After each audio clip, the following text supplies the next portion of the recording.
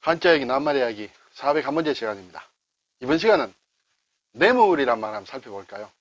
뇌물을 준다, 뇌물을 받는다, 수뢰, 수뢰 사건, 신문에도 가끔 나죠. 그리고 또 와이로란 말도 가끔 씁니다. 일본 말이긴 한데요. 오늘 관련되는 글자입니다만 뇌물이라는 것 한번 살펴보겠습니다. 글쎄요, 사람이 살면서 평생 살면서 뇌물을 전혀 주지 않았다, 전혀 받지 않았다, 그런 사람도 많이 있겠습니다만 뇌물이라는 게 우리 사회에 많이 좀 있어 왔죠. 지금은 거의 없어졌다고 봐도 과언이 아닙니다만 그래도 알게 모르게 뇌물성 그런 게 좀 있지 않겠느냐. 뇌물이라는 게 뭔가 부탁하기 위한 것이므로 뭔가 부탁할 일이 있을 때는 꼭 뭔가 약을 치는 것 같은 그런 느낌이 있습니다. 어쨌든 뇌물이란 말을 한번 살펴보겠습니다. 자, 뇌물을 준다는 뇌예요. 뇌물이라는 게 한자 말인데 이걸 설명하는 글이 뇌물 줄 뇌입니다. 예, 뇌물 줄 뇌. 그럼 물은 만물물이다 또는 물건물이다 이렇게 되겠죠. 그러면 뇌물로 주는 물건이 뇌물이다 이렇게 되겠죠. 물론 주로 일반적으로 돈이 많겠습니다만 돈 아닌 물건도 있을 수 있겠죠. 자, 뇌물을 준다는 것은 뭔가 돈을 준다고 볼 때 돈 재화를 뜻하는 조개패가 들어갔습니다. 그렇죠? 쉽게 생각할 수 있습니다. 근데 이게 각이라는 게 들어있어요. 각각. 이 글자는 상당히 중요합니다. 사실은. 위에 있는 부분 이것은 발을 뜻합니다. 발이 이렇게 아래로 내려오는 모양이다. 발지자가 변화 모양이에요. 이 발지자가 사실 좀 변화 모양이다. 이렇게 볼 수 있습니다. 그리고 아래에 있는 입구는 해석한 사람들이 많이 다릅니다. 많이 있는데 아주 쉽게 얘기하면 발이 아래로 내려온다.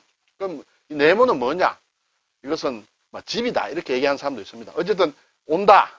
올 때는 각각 온다 해서 각각 이렇게 되겠습니다. 그래서 자, 그러면 이 각각이라는 것은 온다라는 뜻이 좀 있다는 것이죠. 각각이라는 뜻이지만 그럴 때 어쨌든 이것에서 뇌물을 가지고 온다 또는 준다 이런 얘기가 되겠죠.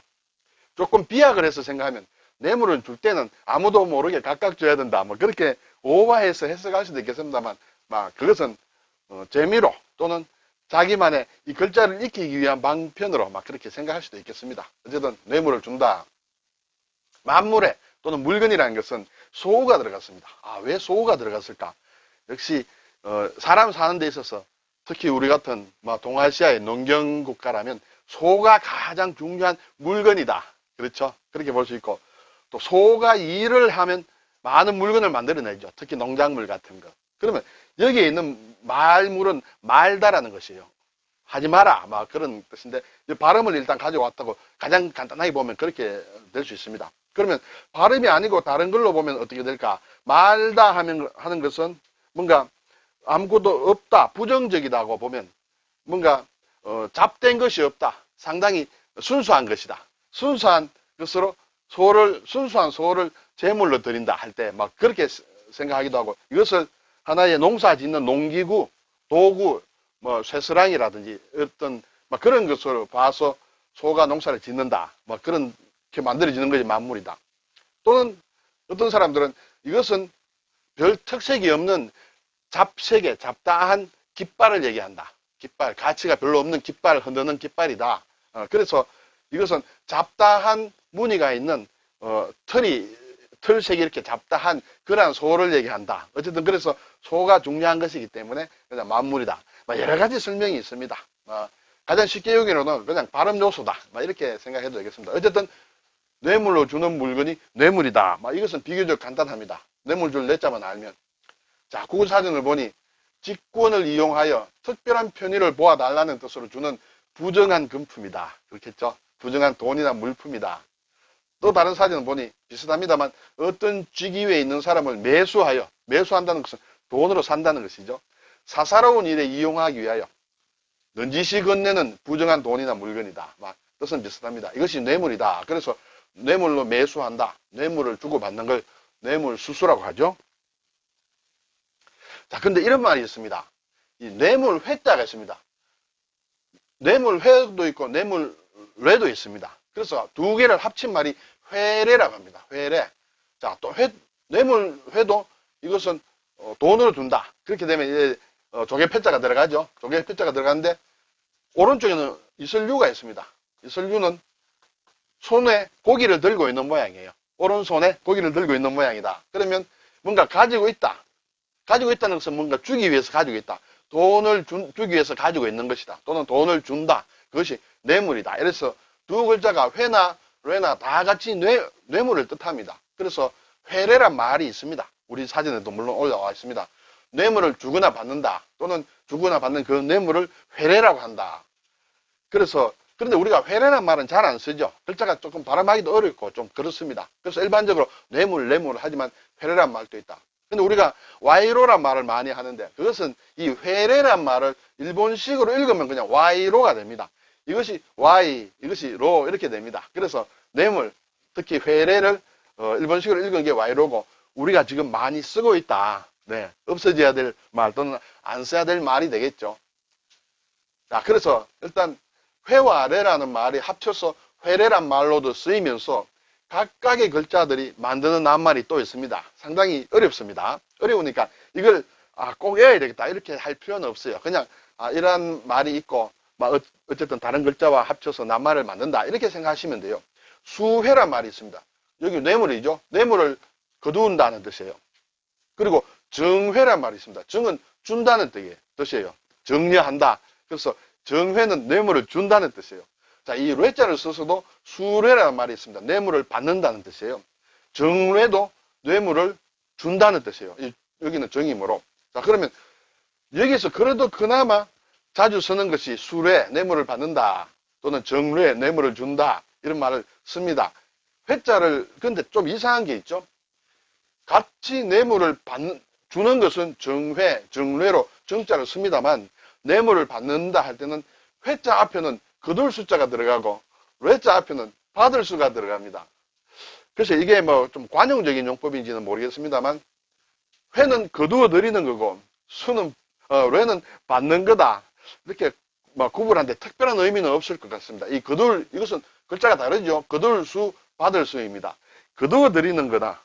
거두어 드리는 것은 글쎄 뭐 당연하게 받아들이는 걸까요? 어쨌든 뭐 수는 받는다. 이거 수회는 거두어 드린다. 뜻은 같다. 이렇게 보시면 되겠습니다. 그런데 이 Y로와 관련해서 좀 이상한 것이 있습니다. 여러분 시간 나시면 인터넷을 한번 찾아보셔도 되는데요. 이 Y로가 일본말이 아니고 우리말이다. 이렇게 얘기하는 사람이 있어요. 어디서 왔느냐? 와리로라는 말에서 왔는데 이 리자가 두음법칙에 의해서 이로 바뀌어서 와이로가 됐다. 사실은 두음은 아닙니다만 어쨌든 그렇게 얘기를 합니다. 그래서 와리로에서 와이로가 왔다. 참 저도 읽어보고 좀 놀랐습니다. 놀랐고 그래서 제가 생각하는 좀 잘못된 설명이다 이렇게 보고 있습니다. 그 스토리를 간단하게 얘기를 하면 고려시대에 유명한 이규보라는 분이 있었습니다. 아주 유명하신 재상이라고 볼 수 있는데 이규보가 어릴 때 젊어서 이렇게 과거를 몇 번 봤는데 계속 떨어진 모양이에요. 그래서 상당히 낙담을 하고 있었는데 어느 날 왕이 이규보가 살았던 때는 무신정권 시대인 것 같은데 왕이 이렇게 미행을 하다가 이렇게 세상을 돌아다니 보죠. 그 변장을 하고 그걸 미행이라고 합니다. 왕이 돌아다니는 것을 미행을 하고 어느 집 앞에 갔는데 유아무와 인생지한이라는 글이 써져 있었어요. 보니까 나에게는 와가 없다. 와라는 것은 개구리를 얘기합니다. 개구리와 나에게 개구리가 없는 것이 인생의 한이다. 이렇게 돼 있어요. 그래서 어떤 경로를 거쳐가 이 집에 왕이 머물게 됩니다. 머물게 되는데 그래서 물어봤어요. 이규보에게 왜 이런 말을 적었습니까? 하니까 나한테 개구리가 없는 것이 나의 한입니다. 왜냐하면 자기는 몇 번이나 과거를 봤는데 과거에서 떨어졌다는 것이에요. 자기는 실력을 있다고 확실히 믿는데 실제로 또 실력이 있었는 모양이에요. 그런데 떨어졌다 이거예요. 왜 떨어졌느냐? 사람들이 뇌물을 주고 뇌물 받은 사람을 합격시키고 뇌물 주지 않으면 떨준다 이거예요.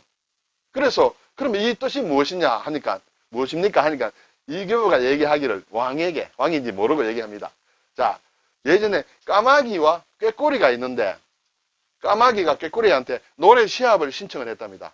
너 노래 잘하지? 얼마나 노래 잘하면 꾀꼬리냐?